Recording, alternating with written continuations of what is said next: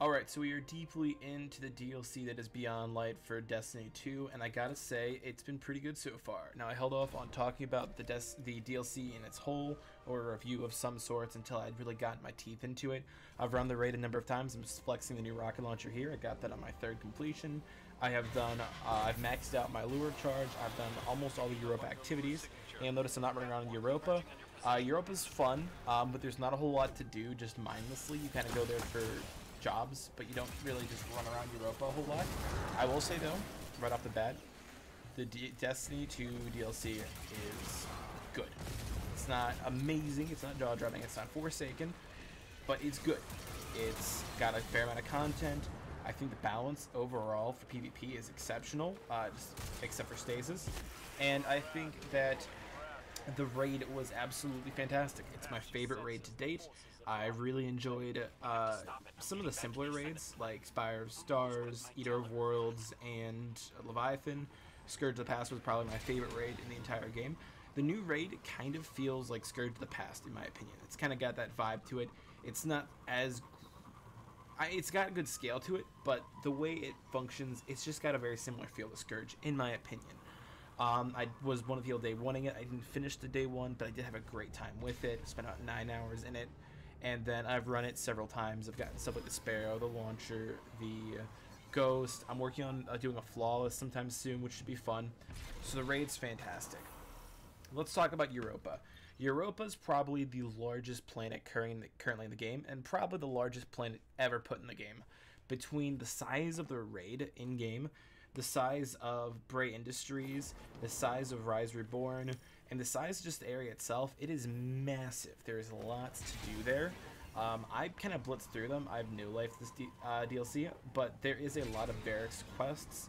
There is a lot of the new hunts. There's you can farm through the sniper, which I got, which is pretty good. And yeah, there's just stuff to do. The new Europa weapons are fantastic. The auto rifle, which I'm currently rocking here, is my favorite auto rifle in the game.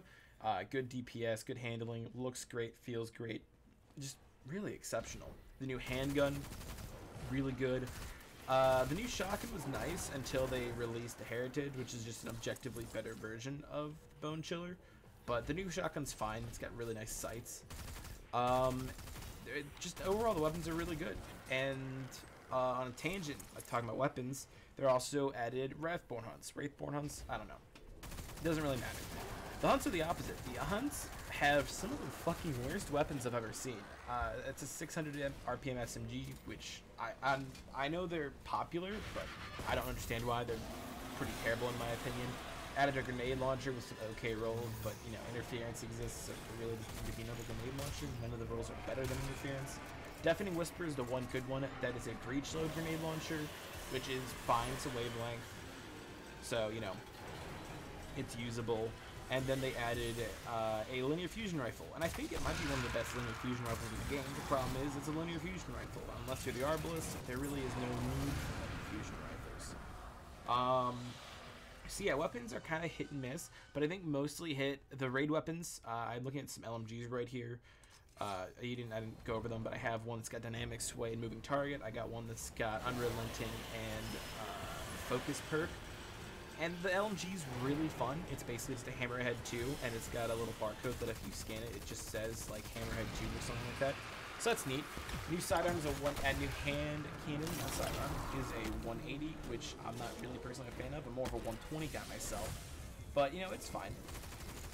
The other weapons, Heritage Shotgun, already briefly touched on. It's a slug shotgun that's a kinetic, very uncommon. Kinetics do extra damage, and slugs are very high damage, so it's one of the few shotguns that actually kind of competes with the first and last out, which is pretty unique. And then there is a... Is there anything else? I believe there's a sword. Yeah, sword. I was going to make a whole video on it because I really liked the sword, but it felt kind of like a moot point after I thought about it for a bit. The new swords, it's a really good sword, but it's kind of been released at a bad point because Guillotine exists and the new Lament exists. And so there really isn't much need for that sword right now. If at some point a exotic shows up that's so strong that Lament is not needed, and maybe Stormcloud or Thundercloud, whatever it's called, is that, but I don't think so right now. But if at some point that happens, and you don't want a power weapon to be exotic, and you're not a guillotine fan and you really want the extra mobility that Assassin's Blade gives you for the new sword, then that could be an option. Do I think it's going to be like the #1 option? I highly doubt it, but it definitely is a possibility to be an option. But it's not right now. Speaking of Lament, the Lament quest got dropped after the first team beat the raid, and it is the single best exotic I've ever used.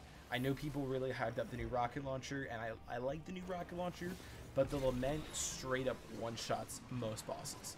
It is the most ridiculously overpowered weapon I've ever seen, bar none. Health regen, good blocking. The combo only takes 3 ammo to do the highest DPS combo in the game. Just all around a great weapon, and I cannot recommend it enough. So yeah, exotics have been really good this season. The standard weapons have been hit or miss, mostly hit, and the new raid and planet are both fantastic.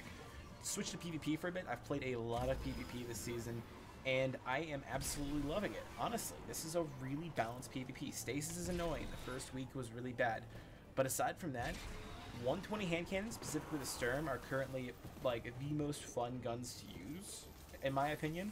They're up there at least. 720 auto rifles are usable. Pulse rifles are good. The No Time to Explain, which I forgot to talk about earlier when we talking about exotics, that's really, really good. Lots of variety. Lots of shotguns are really useful, and everyone's still going to use Fellwinters because it's overpowered, but that's beside the point. So I'd say PvP is actually in a really good spot right now. Titans, I'd say, are probably the weakest class because, you know, Hunter Dodge is ridiculous, and Warlock's Stasis is still the strongest subclass in the game.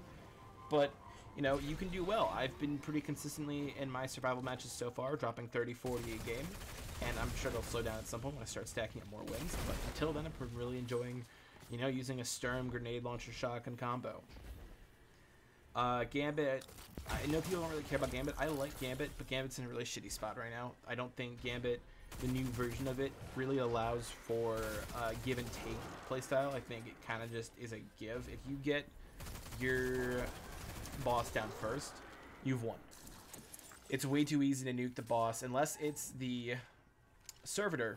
You can kind of just nuke the boss with 2 people with laments and 2 stacks of the buff to kill the boss. The name escapes on top of my head. So Gambit's in a really shitty spot right now, in my opinion. But that's most of the game. My general consensus on the DLC, absolutely not worth the money.